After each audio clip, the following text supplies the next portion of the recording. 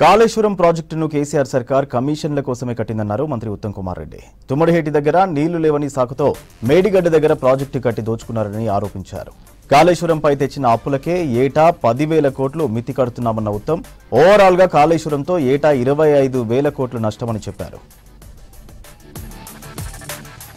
ప్రభుత్వంలో చాలా అట్టహాసంగా ఆర్భటంగా చాలా పెద్ద పెద్ద మాటలతో ప్రచారంతో కాళేశ్వరం ప్రాజెక్టు నిర్మాణం చేయడం జరిగింది. రీడిజైన్ పేరుతో కేవలం ఎక్కువ పైసలు ఖర్చు పెడితే ఎక్కువ కమిషన్ వస్తున్న కక్కుర్తితో తుమ్మడేటి నుంచి Pranahita doctor B R Ambedkar Pranahita Chevella project రద్దు చేసి ఆ వెన్యూని మేడిగడ్డకు షిఫ్ట్ చేసిండ్రు. ఇది కాళేశ్వరం కట్టింది కమిషన్ల కక్కుర్తి, మరొకటి కాదని. అయితే కట్టిన కాళేశ్వరం ప్రాజెక్టు ఇప్పటి వరకు సుమారు 1,00,000 కోట్ల మరి అమూల్యమైన ప్రజాధనం ఎక్స్పెండిచర్ చేయడం జరిగింది. అందులో ఎక్కువ భాగం high cost short term loans. ఇప్పటికే రాష్ట్ర ప్రభుత్వం తెలంగాణ ప్రజానీకం సంవత్సరానికి అప్రాక్సిమేట్ గా ఇంట్రెస్ట్ రూపాన 9-10 కోట్ల రూపాయలు కడుతున్నాం కాళేశ్వరం ప్రాజెక్టు. ఎంత ఆయకట్టు వచ్చిందయ్యా అంటే కొత్త ఆయకట్టు 1,00,000 ఎకరాలు కూడా రాలేదు. 5 ఏళ్ల పాటు మొత్తం లెక్కలు తీస్తే కాళేశ్వరంలో పంప్ అయిన నీళ్లు 65 టీఎంసీలు, అంటే యావరేజ్ గా సంవత్సరానికి 13 టీఎంసీలు. ఇది అధికారిక లెక్కలు as per irrigation department records. అంటే సంవత్సరానికి 13 టీఎంసీలు అంటే మీకు ఒక టీఎంసీకి 10,000 ఎకరాలు బారుతారంటే 1,30,000 ఎకరాలు మొత్తం బారింది.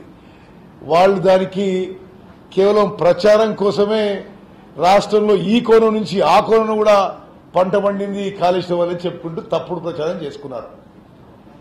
తుమ్మడిహెట్టి దగ్గర ప్రాజెక్ట్ కట్టుంటే ఎలక్ట్రిసిటీ ఖర్చు సంవత్సరానికి 1,000 కోట్లు అయ్యేది. ఇప్పుడు కాళేశ్వరం ప్రాజెక్టు పూర్తయి అన్ని పంపులు నడిస్తే సంవత్సరానికి ఎలక్ట్రిసిటీ ఖర్చే 10,000 కోట్ల రూపాయలు కాబోతున్నది. 10,000 కోట్ల వడ్డీ ఇప్పుడు 1,00,000 కోట్ల పెట్టుబడి మీద. అది పూర్తయ్యే వరకు అంటే ఇప్పుడు ఎస్టిమేట్సే వాళ్ళు 80,000 కోట్లకి తీసుకున్న అనుమతి ఇప్పుడు 1,24,000 కోట్లకి 2 ఏళ్ల క్రితం సిఏజీ వాళ్ళు మెయిన్గా చెప్పే ఫిగర్, అది కంట్రోల్ అండ్ ఆడిటర్ జనరల్ చెప్పిన ఫిగర్స్ 1,24,000 crores అని. ఇప్పుడు పూర్తయ్యే వరకు 1,50,000 కోట్లు అయ్యే అవకాశం ఉంది అంతే అప్రాక్సిమేట్ గా. అంటే వడ్డీకి 15,000 కోట్లు, ఎలక్ట్రిసిటీ ఖర్చు 10,000 కోట్లు యాన్యువల్ ఫిగర్, యాన్యువల్ ఇంట్రెస్ట్.